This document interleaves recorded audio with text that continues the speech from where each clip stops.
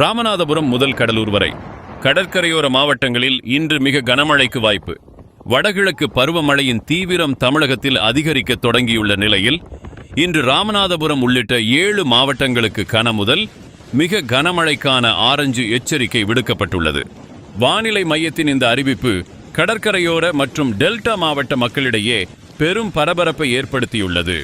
இன்று ராமநாதபுரம், புதுக்கோட்டை, மயிலாடுதுறை, நாகப்பட்டினம், திருவாரூர், தஞ்சாவூர், கடலூர் ஆகிய 7 மாவட்டங்களில் ஓரிரு இடங்களில் கனமுதல் மித கனமழை பெய்ய வாய்ப்புள்ளது. வங்கக்கடலில் உருவாக வாய்ப்புள்ள காற்றழுத்த தாழ்வு பகுதியின் தாக்கத்தினால் இந்த மாவட்டங்களில் முன்னெச்சரிக்கை நடவடிக்கைகள் தீவிரப்படுத்தப்பட்டுள்ளன.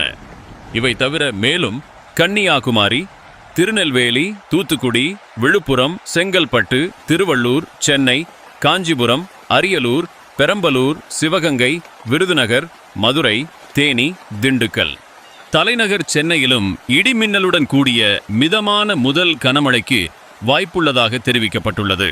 எனவே அவசரமின்றி பயணம் செய்வதை தவிர்க்கவும், தாழ்வான பகுதிகளில் வசிப்போர் பாதுகாப்பான இடங்களுக்கு செல்லுமாறும் அறிவுறுத்தப்பட்டுள்ளது. மீனவர்கள் கடலுக்கு செல்ல வேண்டாம் என்றும் எச்சரிக்கை விடுக்கப்பட்டுள்ளது. வடகிழக்கு பருவமழையின் தொடக்கமே இத்தனை தீவிரமாக இருப்பது வரவிருக்கும் நாட்களிலும் கனமழை நீடிக்கக்கூடும் என்ற அச்சத்தை ஏற்படுத்தியுள்ளது.